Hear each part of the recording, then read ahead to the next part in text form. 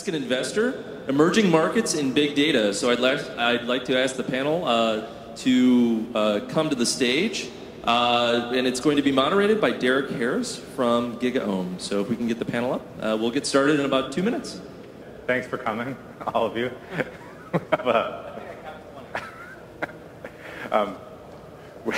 So we have a panel here, a good group of investors talking about the emerging markets and big data, where the hot opportunities to invest. I'm going to ask each one of them, starting with Mike, just give a quick introduction, yourself, obviously the firm you're with, and then maybe a couple of your big data investments. Fantastic. So my name is Mike Dauber. I'm with, sorry, I thought I had a microphone on my shirt. My name is Mike Dauber. I'm with Battery Ventures. We're a 30-year-old VC firm with offices here in Israel and in Boston. I led our investments in Continuity, Platfora, a stealth company called Interana, Relate IQ, and Duetto. We can talk about those later if people are interested. Terrible companies. Hey guys, good morning. Luis Robles with Sequoia Capital. Firm's been around for 40 years here in the Valley. Invested in a number of big data companies over the years. Currently involved with MongoDB, one of the leading NoSQL databases, and ThousandEyes, which is a network performance tool that relies heavily on big data use cases. Thanks for joining us. Hi, I'm Ethel Chen. I'm with Norwest Venture Partners. We're a firm that's been around for over 50 years. And some of the companies I'm involved with include Hadapt, which is a database integrated with Hadoop, Health Catalyst, a health data warehouse that's targeting the healthcare sector, and a number of other companies. Thanks for joining us. Hi, Brian Ascher from Venrock, one of the original venture funds, originally started by the Rockefellers. I've been there 15 years and came from Intuit. We've invested in a number of big data companies at the infrastructure layer, companies like Endeca and Datalegro, but probably more so at the app layer, companies pursuing verticals like retail solutions or Castlight Health, Athena Health, Data Miner and financial services, and companies like that. Glad to be here.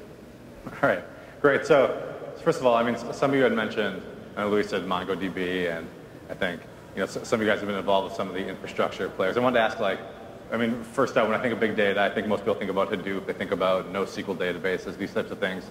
I mean, do you still see that as a good place to, when you're looking at investments, or are you looking kind of up the stack now at newer things? I will start with whomever wants to start. I think definitely up the stack. Mongo's a great company. I think Cloudera and Horton are doing very, very well. But I don't think you want to go into that stack right now. In fact, our entire strategy, if you look at the companies I mentioned, are all either vertical application companies or horizontal companies. Continuity and Platfora are developer, business user on top of Hadoop, and the other guys are verticals. And I think that's really the place to play. I think going in and trying to compete against Mongo in the developer space or going up against HBase and Hadoop is just a losing proposition. All right. Is there no space? Like we like this company Databricks, right? Spark. I mean, is there like this little kind of area where you can still kind of get in there and try to? No, I certainly think there's certainly opportunities, but if you look at like real platform plays, I think it's going to be hard to make another platform play when you already have all this disruption, and there's a lot of capital, right? I mean, if you look at where a lot of the dollars that invest go into these companies at this point, it's all sales and marketing. So if you're trying to start a company here, you need to find a way to get a channel, and it really has to be through these guys.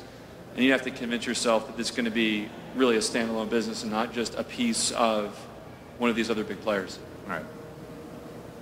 So I would mostly agree with that. I think maybe the two exceptions are, one, in-memory architectures, I think, are seeing a lot of innovation. That's maybe an interesting place that you could build something new.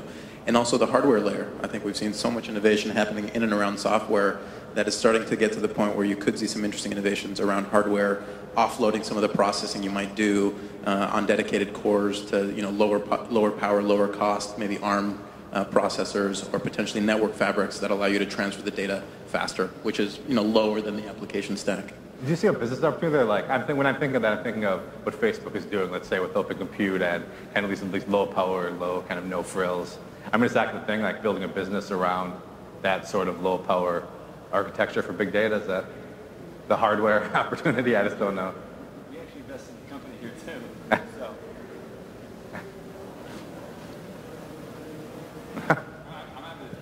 I think he's got a company to tell us about. We actually invested in like the ARM guys that do this, Calzada. Yes. And they're spending a lot of time on this. So when I think the infrastructure, to the question you were asking, I was thinking more of the database layer. I'd argue, maybe this is esoteric, but I would argue that the in-memory piece is sort of a layer up from this. That's really what Platfora is, in my mind. One of their main innovations is they've built a scale-out columnar in-memory database, and that's at the core of everything that they're doing. So I totally agree. I think the in-memory data layer is very, very interesting. But I probably wouldn't invest in another database company at this point. All right. And then, Ethel, I wanted to see, so one of your investments is in Adapt, right, which is SQL on Hadoop. Just curious where you guys, so I think, the last 12 months, we've seen a huge kind of uptick in that investment. And is there, your thoughts, why Adapt, and your thoughts on kind of that place? Yep, absolutely. So Adapt was founded by a Yale computer science professor who was a student of Michael Stonebreaker, who was widely known as almost the godfather of databases. So if you think about Hadoop, Hadoop is batch-oriented, and if you run a query, it takes quite a long time to process the data. And so what we've seen, I think in the last 12 months, real validation in the marketplace that query times, customers are looking for faster response times. And there's been a real movement towards real-time on Hadoop, and a lot of that comes through SQL being more closely integrated. And Adapt is one of the first players in this market. Obviously, the market has gotten quite competitive with a number of players entering the market, but I think it's clear that there's demand for real-time interaction using Hadoop. All right. And Brian, I know you said, infrastructure, not your space. Where are you looking at in terms of, the prime data opportunity, investment opportunities? Yeah, for us, it's a lot in the verticals that have lots and lots of data. Usually it's extremely messy, and the objective is to actually solve business problems, optimize workflow, make decisions by mining that data. And it could be external data, such as retailers share with their vendors, or it could be the company's own data. But that's where the interesting stuff seems to be. What type of vertical industries are you thinking? I'm thinking of like Monsanto buying Climate Corporation this morning and saying like agriculture. And it's not the first big investment in that space. What else? I think the obvious ones that have tons and tons of data are healthcare, financial services, retail. But I would suggest that there's no industry that doesn't have some level of data that you could get insight out of. I don't think it's just about automating the workflow anymore with manual human steps in between those workflow. It's going to be about the intelligence layer driven by data. And most of these companies do not have data scientists on staff. And so the application has to deliver that value. And many customers we speak to, surprisingly, they don't even care if it's a black box, as long as it works. So I think that's where we'll see a lot of innovation going forward. All right. I would agree with that. I think there's a few verticals that lend themselves particularly well to leverage some of these technologies. Things like security, where you're just overloaded by the number of events, and humans can't analyze that amount of data. Marketing and advertising, certainly for a long time, has had a competitive advantage by the companies that could leverage big data technologies. Finance is another one, in healthcare, I think, is a very compelling one. I'd throw out a couple more. I think sales is a huge one. If you just think about the way you interact with people on a daily basis in a sales role, right? It's not fair. It's not very data driven. As someone who used to run a sales team, I was astounded at how ad hoc it is. I think there's a lot of opportunity to operationalize that. I think if you take I think there's other verticals we could talk about, but I think if you take a higher level view of this, I think the right way to think of it is, Salesforce is to cloud as what is to big data, right? There was a lot of the money that was made in the cloud layer really wasn't made at the, obviously Amazon has done very well, but at the infrastructure pieces in the middle, the really big companies turned out to be the applications at the top. And I think as much as a lot of us have spent a lot of time and energy in the big data space, I think the most exciting pieces are really yet to come in terms of these applications that are big data aware. If you're selling to a machine learning data scientist, you're going to sell to all of 10 people, right? There's just not enough customers there. They could probably fill up this room, realistically, but we have some empty seats. But I think if you look at the ability to sell to business analysts or sales managers or folks in marketing, you want to be able to sell to those people without them knowing that they're using a big data solution. So an example of this for me is, we're invested in a company that's well known in their segment, but not super well known out here, called Duetto Research, which focuses on the hotel space. And they do all of their analytics for the guys who run a hotel and how do you charge the most money per night. And it's basically sabermetrics for the guy who runs a hotel. And the guy who runs a hotel doesn't need to know that it's running on top of Mongo. It is, but they don't care. They just want to know, how do I charge more money for the same inventory that I have? How do I improve my bottom line? And I think businesses like that are going to be really interesting going forward. I mean, are there, one of the things that I would think though is that you kind of need to build up this institutional knowledge, right? How do you build an application, in a vertical space? Because at least in the data space, everyone's data is kind of different, right? And everyone, are kind of building their own homegrown Hadoop clusters and working their way up from there. I mean, what's the realistic time frame for, that type of, actual like this real, smart intelligence that we talk about? That's not just more for a hotel room. The challenge is it combines two pretty unique disciplines, I think, in general. You need to have a data team that knows what they're doing, and then you need to have a team that actually comes from that vertical that knows a lot about it. So in this particular case, it was the old CTO of Salesforce who built Force.com, Craig Weissman, who teamed up with two guys who ran revenue management analytics at the Wynn in Vegas. So that was a pretty unique combination that you don't see very often, and I would let Craig develop anything. I mean, the guy's a wizard. But if you look at the guys at Relate IQ, this is the company DJ Patel just joined. I think that's a similar example where sales is easier for people to grasp, and they hired a really good data team on the back end. So there aren't a lot of these companies yet, which is also why I think this is interesting. But another vertical that we're starting to see a lot of companies pop up in is HR. And you look at some of the work that Google has done with Project Oxygen. There are some people who figure this out, and it's sort of sabermetrics for your own employees. How do you make sure you're allocating resources appropriately to the people on your team that matter versus the people that don't matter quite as much? But it's going to take time, but that's good. If everyone can do it, it's not a very interesting venture space. Yeah, I would agree. I think that having the domain knowledge is critical here, especially within, for example, healthcare, which Brian and I both have investments within healthcare IT. Obviously in the U.S., we have a huge pain point here in terms of spiraling healthcare costs. And in order to build a big data application that can really incorporate healthcare data and know what to do with it, you need domain experts that have solved the problem and understand the problem deeply. It's very difficult to build just a general application if you don't have the knowledge. So I think that domain expertise is pretty critical. Yeah, I think it takes a couple of years, because you're not only trying to get the algorithms tuned and the domain knowledge instantiated in the right user interface, et cetera, but there's a credibility gap when you're telling the customer, we're going to help you make decisions or make them for you. That takes some reference customers first. So you got to have some real visionary customers go on an initial, wander through the desert with you.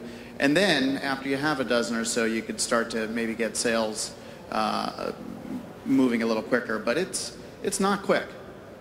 I was going to ask too, with healthcare specifically, which has been in the news just like once or twice lately, was there, when you look at like the Affordable Care Act, has that actually been spurring?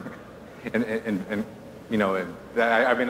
guess what I heard was it's supposed to spur this kind of big entrepreneurial thing. Everyone's trying, we have to digitize health and we have to do all sorts of stuff.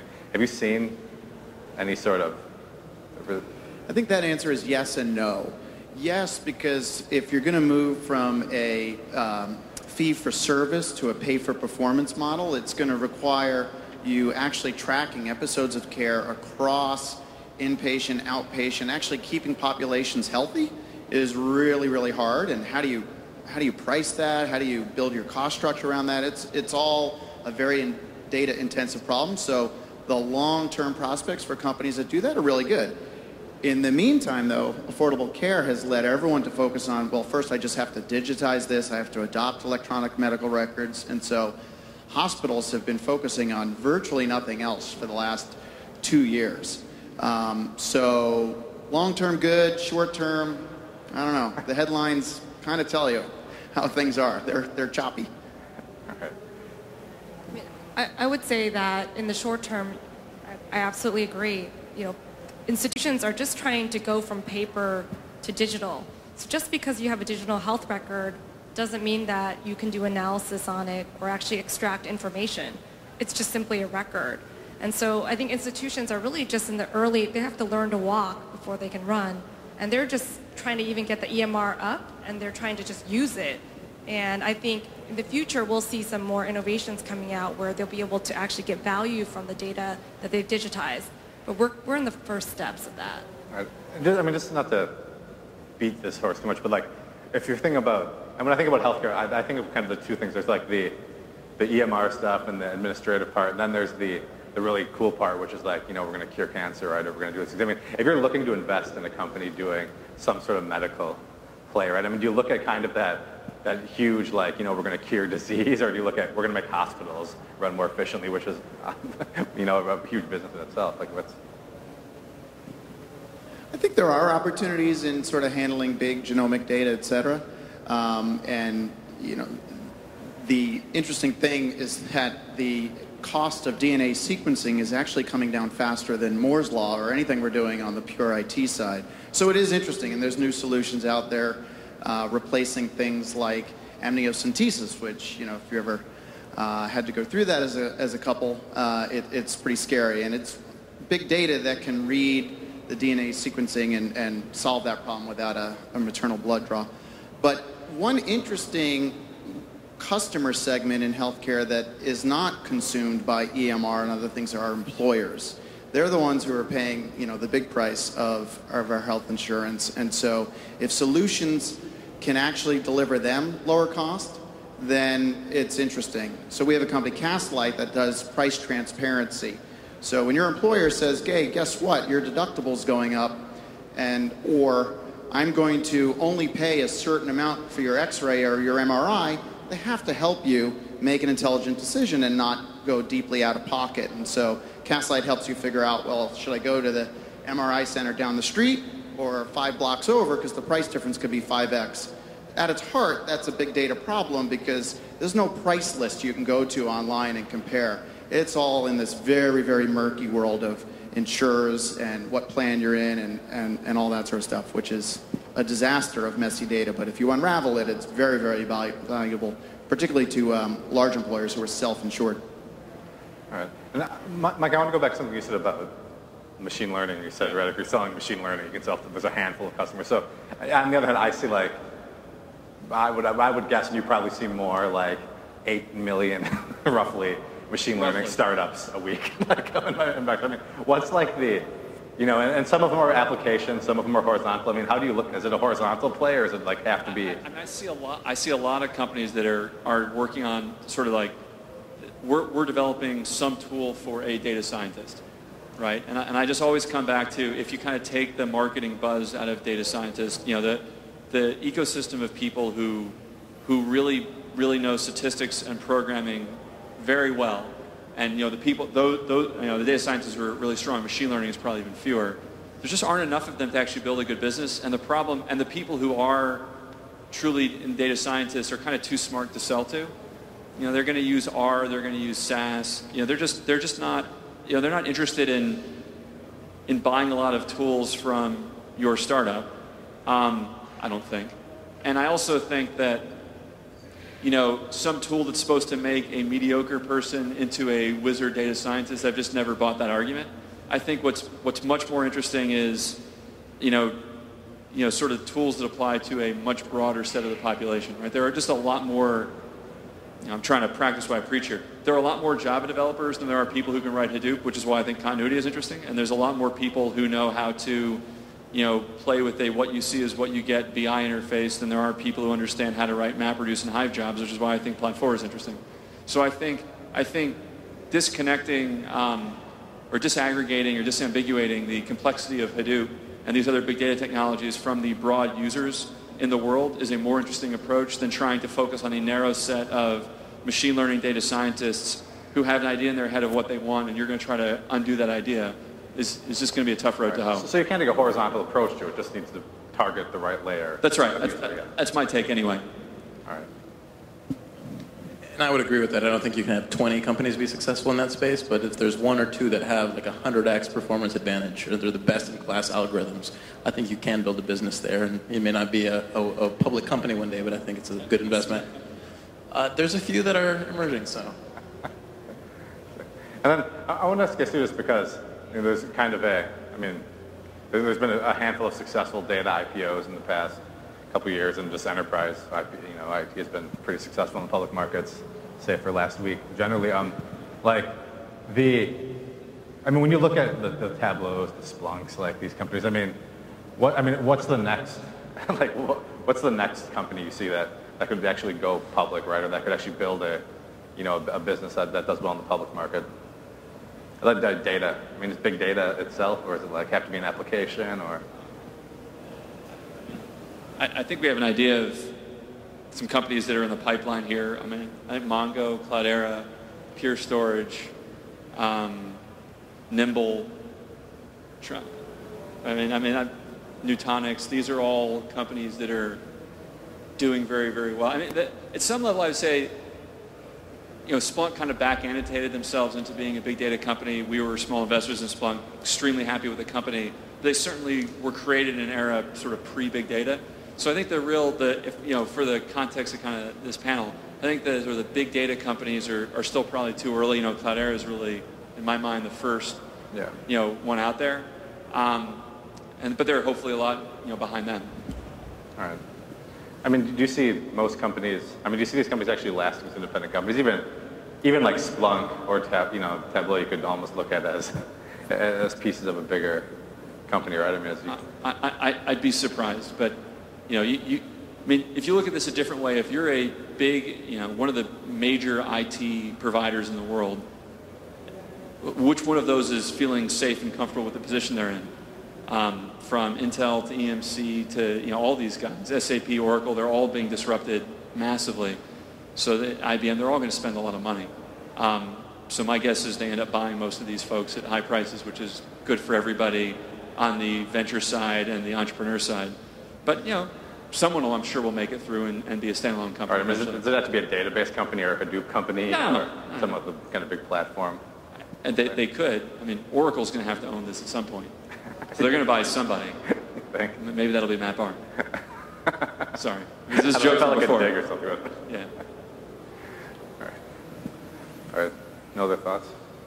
Brian? I think the deeper you go into the vertical, the more likely it is you can stand alone, because it just isn't as deep a fit with the big players. Athena Health went public in about 5 years ago, and they were originally a couple $100 million, and it's now $4.5 billion, which is quite large in the healthcare IT space, and all they do is healthcare.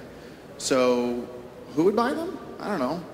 Epic's still private. It gets to be very limited set, and because you're so deep and you so well understand your market, I think it's a very defensible position.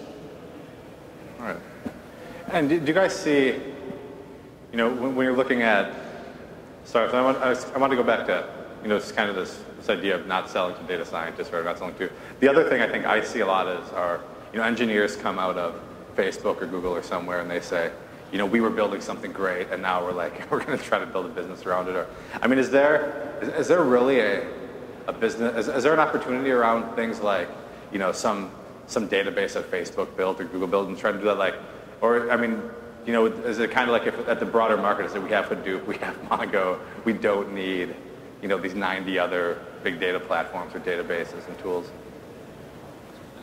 I backed the team that did almost exactly this. That's in stealth. So I guess I can't take the negative here. It wasn't really just a database, but Bobby Johnson, who ran the back-end team at Facebook going back to 2006, started a company with his wife called Interana that's been in stealth.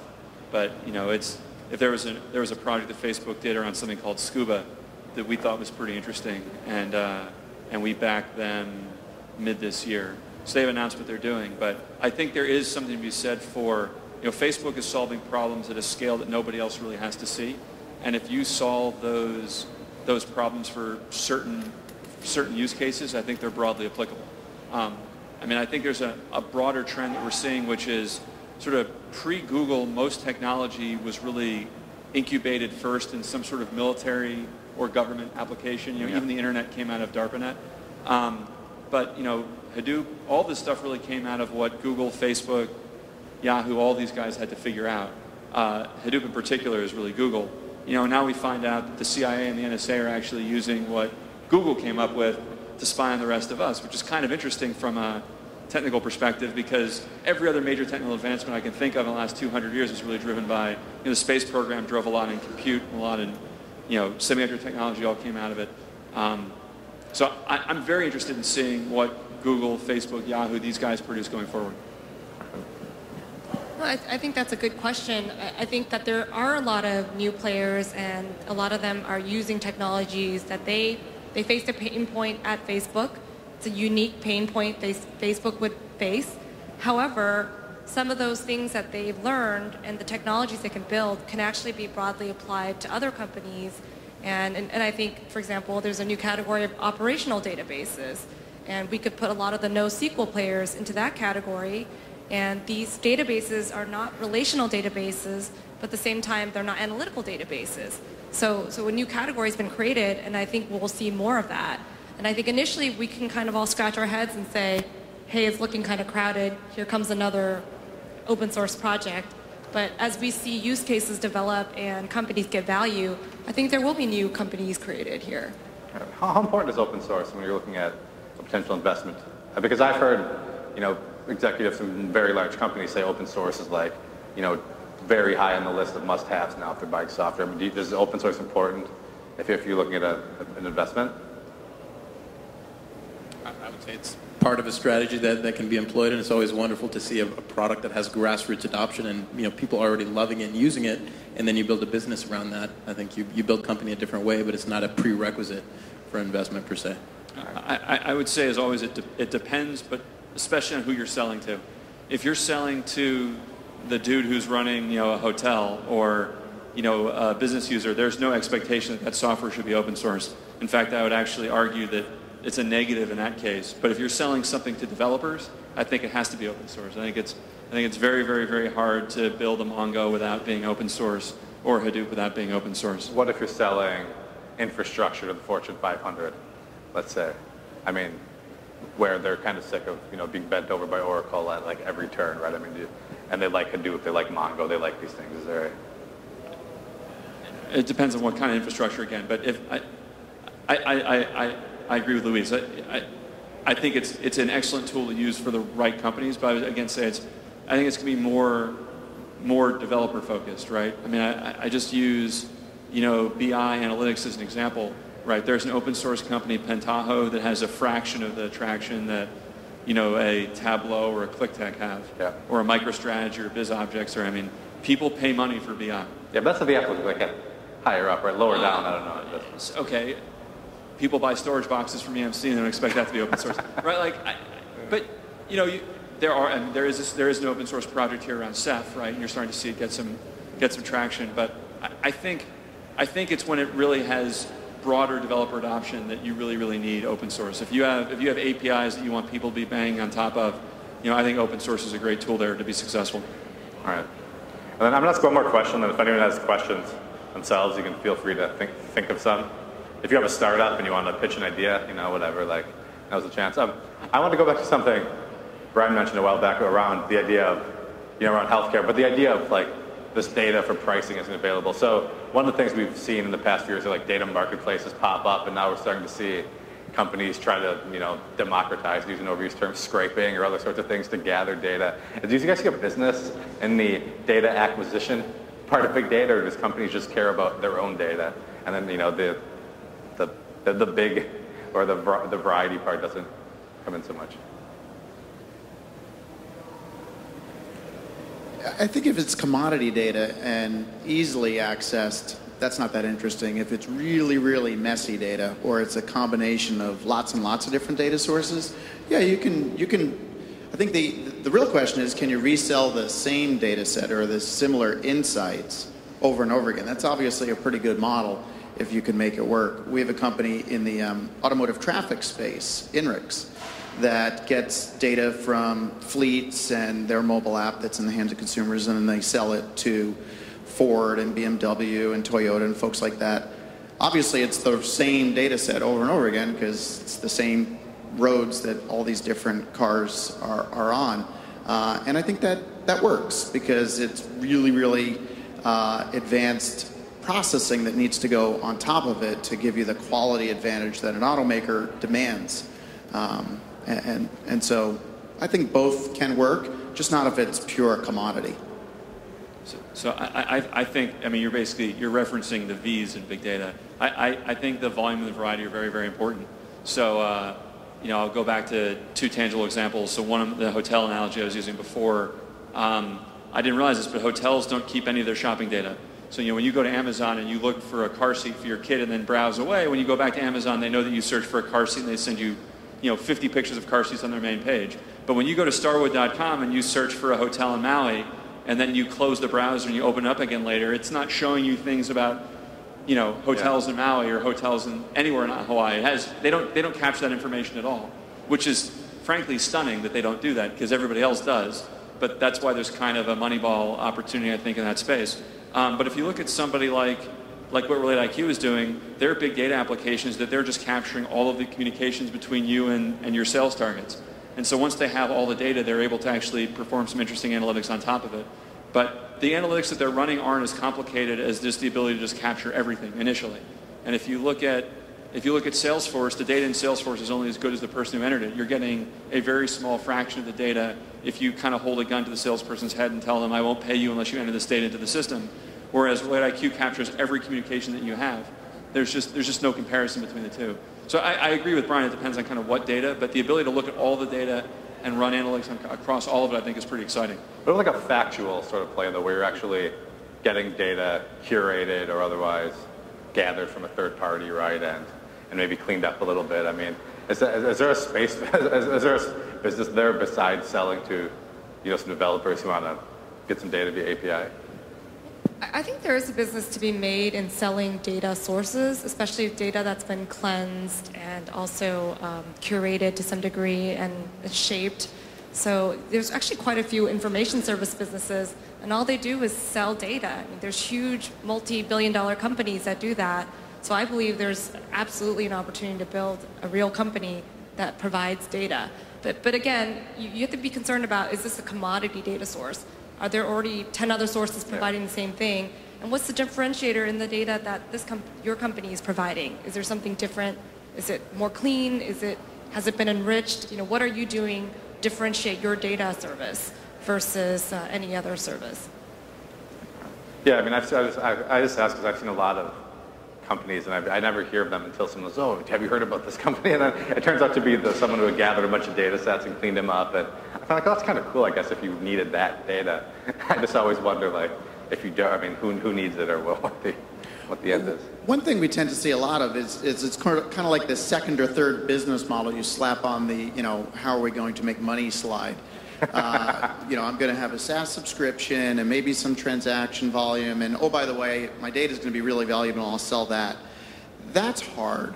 I think if you really believe your data has value, then make that your business and figure out if that's true and do it really, really well. But there aren't too many businesses that get to slap it on as the third thing and it works. I remember when TiVo first started, everyone thought, oh, the real value there is the data because it's going to replace Nielsen and we're going to know every single click and the commercials they skip and the shows they watch, and it's going to be just richer than anything available. And they tried to monetize it and they made money, but it was just a really small sort of addendum to the business model. It never became the main thing. So I think focus and do it well. Don't just sort of wing it and pray. All right. Question? Yeah, I had a question about assessing vertical markets. A lot of discussion of different ones, healthcare, sales, et cetera. From your perspective as an investor, how big does a B2B vertical data market have to be interesting? So your question is just in terms of the size of the vertical market and not going after a niche. I don't know. Everyone always seems to want to put a market slide up in pitches that's more than $1 billion. That seems like that's the line that I always see people at. I mean, sometimes you can get. That's because VCs always say we want $1 billion businesses. We want $1 billion, right? But I think it really depends. I mean, and all the verticals we were talking about today are all really, really, really big verticals, right? Healthcare, finance, security, hospitality. These are all tens of billions of dollar markets. The reality is that the players in them tend not to be quite that big. But it's hard to give just a generic answer. I don't know if anyone has any thoughts around it. I'm sitting here trying to think, what's the smallest sort of industry you could think of a standalone public company providing, kind of big data services? And I'm struggling. I'm trying to think of their service sectors. If you could figure out the similar characteristics and maybe aggregate a bunch of them, it could work. But I'm struggling on examples that are sort of beyond your top 10 kind of major industrial codes. And I would say it's not just the size of the market, but what are the fundamental changes taking place that lend themselves well to a small, fast-moving company, and then can you move laterally from that to an adjacent space? Those are the kinds of things we... So that's a good point. It's probably the reason why clean tech isn't very exciting with VCs anymore and many entrepreneurs. It's a very, very, very large market, but failed on the litmus test that Luis just talked about. Is it possible, to play off that, I was trying to think too, like, of, company, every market is in some ways very large, right? Like, I was thinking like, coffee shops, let's say, right? It's not a huge market, but obviously Starbucks is a very big company.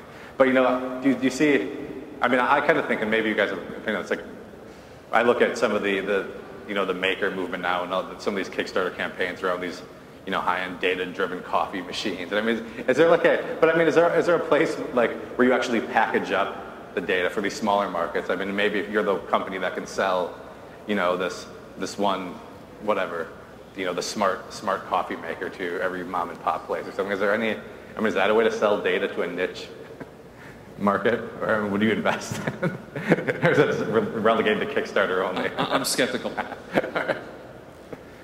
Just a thing I saw. It was a good try, though. I saw beer, a really great home brewing kit the other day. I was like, I don't know. I just don't see that. Well, there definitely is through sort of not necessarily the coffee shops, but coffee that is sold in grocery and mass merchant, et cetera. They are, food and beverage, consumer packaged goods, health and beauty, all these categories are really dependent. The retailers rely on them to keep the shelves stocked, to do the marketing and promotions and get the assortment right, do the planograms. That's a very data intensive business, and some of those categories get pretty small once you get past the top hundreds, the P&Gs and Unilevers, and you start to get to Burt's Bees and stuff like that. And they could still definitely benefit because they have to make the same decisions. Where do we sell? How do we price? Those bubble up to a large segment, even though individually they're really small categories. All right. And then, no, go ahead. Please, help us.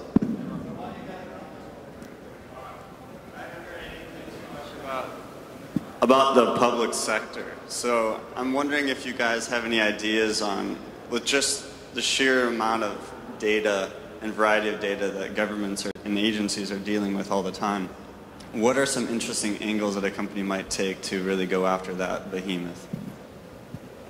Well, kind of referencing what I said before, I don't know that there's one company, Socrata, in Seattle that actually does really focus on the public sector. I knew I'd remember the name of the company. But other than Socrata, who's kind of in their own space, I'd argue most of the companies are like a Cloudera or like a Platfora that are happy to sell to the public sector and do. You sort of look at In-Q-Tel and who they've invested in, you get an idea of what big data technologies are being pulled into some three-letter agency that we don't have visibility into. But look, the covert three-letter agencies are great customers for big data companies. I'm not saying that sarcastically at all.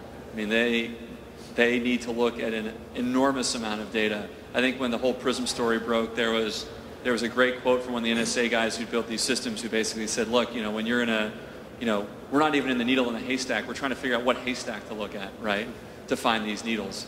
And I think the public sector is a great place to go. You need to have an arm to help you go do that. Yeah, I would say government requires a focused effort. So if you're thinking of building a startup company that is trying to sell both commercial and government, it can be a challenge because typically government has a completely different sales cycle, different teams required. So if you're wanting to build a data company that's selling to government, really requires deep focus. And we've seen a lot of companies that are startups, and sometimes the government business will just overtake their business, and they're unable to do both. And so that's a key question you should ask if you're thinking about a startup in the government space. But they do have big budgets, and big data is very important. I think the other way to look at it is government as data source.